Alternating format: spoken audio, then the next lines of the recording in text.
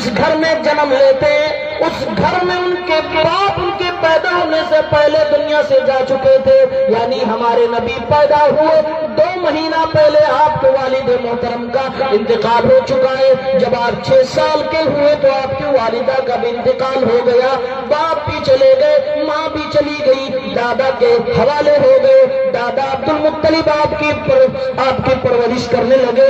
کچھ دنوں کے بعد ان کا بھی انتقال ہو گیا تو آپ کے چچا ابو طالب آپ کو پالنے پوسنے لگے، آپ کی دیکھ ریکھ کرنے لگے، آپ کو بڑا کرنے لگے۔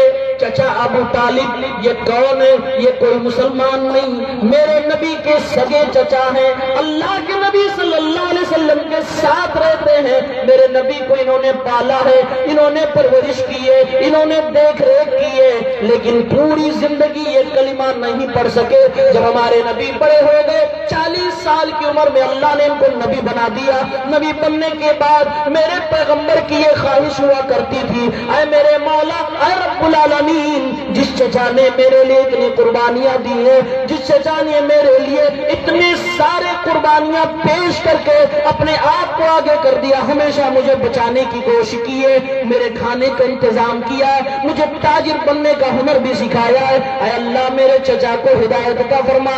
میرے نبی کی دلی تمنا تھی، اے اللہ چچا ابو طالب کو تو اسلام کی توفیق عنایت فرما دے۔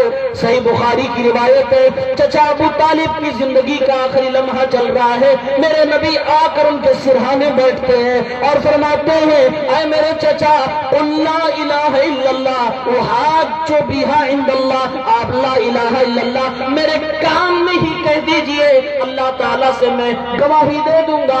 اے میرے چچا، آپ کلمہ پڑھ لیجئے اللہ کے سامنے، میں گواہی پیش کر دوں گا آپ کے اسلام لانے کی، آپ کے مسلمان بننے کی۔ اللہ نے قرآن کریم کی آیت اتار دی، انک لا تہدی من احببت ولکن اللہ یہدی من یشاء۔ علماء بیٹھے، اللہ رب العالمین نے قرآن کی یہ آیت اتاری، پس منظر کیا ہے؟ نبی کی محبت چچا ابو طالب سے ہے۔ نبی تو پیغمبر ہے، مسلمانوں کے امام ہے، مسلمانوں کے نبیوں کے امام، امام المرسلین، امام الانبیاء ہے، اور سامنے آپ کے چچا جو کہ غیر مسلم ہے، نان مسلم ہے، دنیا سے حالت کفر میں چلے گئے، اسلام نہیں لائے۔ اللہ نے ارشاد فرمایا، اے میرے نبی، اے میرے پیغمبر، اے میرے آخری پیغمبر، آپ اسے ہدایت کی توفیق نہیں دے سکتے جس کو آپ چاہتے ہو، جس سے آپ محبت کرتے ہو۔ یہ ہدایت تو ایک انمول سے ہے، یہ تو اللہ تعالیٰ نے اپنے ہاتھ میں لے رکھی ہے،